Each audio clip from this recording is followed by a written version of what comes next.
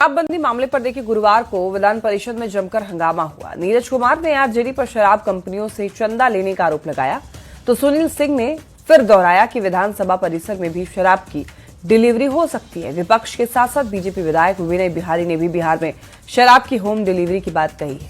तो ऐसे में सवाल है कि शराबबंदी के खिलाफ लगातार बयान क्यों आ रहे हैं। किंग महेंद्र 5 साल तक देते रहे। माननीय सदस्य हम आरोप लगा रहे हैं, रिमांड देंगे तो तैयार हैं। शराबबंदी और शराब की होम डिलीवरी। बिहार विधानमंडल का बजट सत्र कुछ दिनों से इसी मुद्दे पर गर्माता रहा है। बुधवार की तरह गुरुवार को भी विधान परिषद में शराबबंदी का मुद्दा छाया रहा। आरजेडी एमएलसी सुनील सिंह के शराब की होम डिलीवरी वाले बयान पर जेडीयू एमएलसी नीरज कुमार ने पलटवार किया। नीरज ने आरजेडी पर शराब कंपनियों से चंदा लेने का आरोप लगाया। इसके बाद नीरज कुमार और सुनील सिंह के बीच गर्मा गर्म बहस होने लगी। हम तो कह रहे हैं, आप दीजिए ना, हम आरोप लगा रहे हैं, रिमांड देंगे तो तैयार हैं। आरोप लगा रहे हैं, रिमांड नहीं दे रहे हैं। सदन में हुई जोरदार बहस की गर्मी सदन के बाहर भी महसूस हुई। सुनील सिंह ने फिर दोहराया कि विधानसभा परिसर में भी शराब की डिलीवरी हो सकती है। अगर आपको सिद्ध करना है तो जिस दिन लास्ट डे हो सदन का 27 तारीख अंतिम दिन है, उस दिन आप लोग सारे कैमरा वाला रहिएगा, आपको यहाँ पर हम डिलीवरी करा देंगे शराब का, इसी सदन के मतलब प्रांगण में। विधानसभा परिसर में शराब डिलीवरी की बात पर जेडीयू की ओर से विधायक रत्नेश सदा ने पलटवार किया और कहा कि मर्द हैं तो वो शराब लाकर दिखाएं, जेल जाना तय है।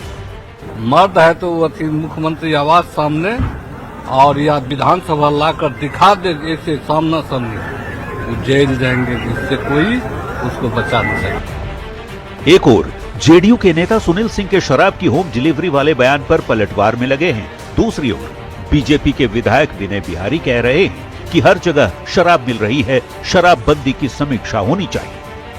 हाँ तो मिला था तबे ना लोग हिला था।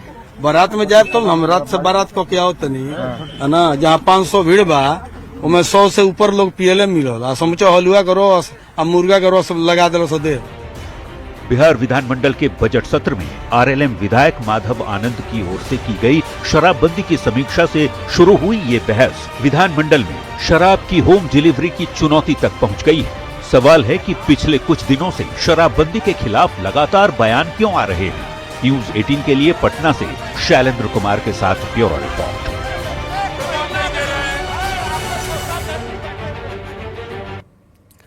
बिहार विधानसभा में पेश सीएजी की रिपोर्ट में बिहार की कई सरकारी योजनाओं में गंभीर अनियमितताओं का खुलासा हुआ है।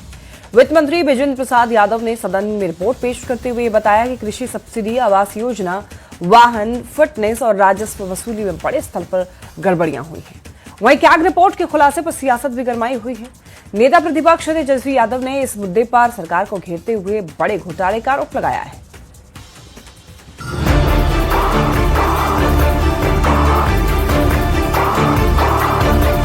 बिहार विधानसभा में वित्त मंत्री विजेंद्र प्रसाद यादव ने सीएजी रिपोर्ट पेश किया। इस रिपोर्ट में कृषि इनपुट सब्सिडी, प्रधानमंत्री आवास योजना, वाहन फिटनेस प्रमाण पत्र, राजस्व वसूली और शैक्षणिक निर्माण कार्यों में बड़े स्तर पर गड़बड़ियों की बात सामने आई है। वहीं राजस्व अभिलेखों के गायब होने के मामले में सरकार ने दोषियों की पहचान करने और संबंधित अधिकारियों के खिलाफ कार्रवाई की बात भी कही है।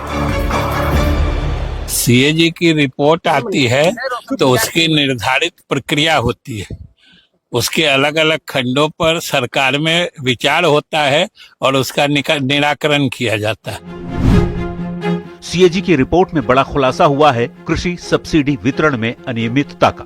2019 में ऐसे 10 जिलों को करीब 21 करोड़ की कृषि इनपुट सब्सिडी दी गई, जो 10 जिले बाढ़ प्रभावित घोषित ही नहीं किए गए थे। सीएजी की रिपोर्ट में पीएम आवास योजना में जियो टैगिंग पर भी सवाल खड़े किए गए हैं। समस्तीपुर और दरभंगा में कुछ आवासों की तस्वीरों पर सवाल है, क्योंकि प्लिंथ स्तर के एक दिन बाद ही पूर्ण निर्माण कार्य दर्शाया गया। तस्वीरें अपलोड कर जियो टैगिंग भी की गई। सीएजी की रिपोर्ट में वाहन फिटनेस प्रमाण पत्र में भी खेल नजर आया, क्योंकि स्वचालित परीक्षण केंद्रों की प्रक्रिया का पालन नहीं किया गया। 47,223 वाहनों में से 42,672 यानी करीब 90% से ज्यादा वाहनों का फिटनेस प्रमाण पत्र गलत पाया गया। इससे सरकार को 2 करोड़ 27 लाख रुपए के राजस्व का नुकसान हुआ। सीएजी की रिपोर्ट में राजस्व वसूली में भी भारी बकाया पाया गया। बिक्री कर, वाहन कर, खनन, भू राजस्व सहित कई विभागों में हजारों करोड़ की वसूली लंबित पाई गई। कई विभागों ने 5 साल से ज्यादा के पुराने बकायों पर पूरा विवरण भी उपलब्ध नहीं कराया। जबकि सीएजी की रिपोर्ट में शिक्षा और आधारभूत संरचना में भी गड़बड़ी पाई गई। बिहार राज्य शैक्षणिक आधारभूत संरचना विकास निगम ने ठेकेदारों को अनुचित तरीके से लाभ पहुंचाया, जिससे सरकारी कंपनी को करीब 94,25,000 रुपए की हानि हुई। इधर सीएजी की रिपोर्ट में गंभीर खुलासे के बाद विपक्ष ने सरकार को जोरदार तरीके से घेरा है। विधानसभा में नेता प्रतिपक्ष तेजस्वी यादव ने कहा है कि सरकार की नाक के नीचे लापरवाही हो रही है और सिस्टम फेल है। ये सरकार में बहुत बड़ा घोटाला हुआ है, जिसका हिसाब हम लोग मांगेंगे सरकार से। आज भी हम लोगों ने सवाल पूछा सदन में, राहुल जी ने, सरबजीत जी ने इन सवालों को उठाया, लेकिन सरकार बचते निकली है।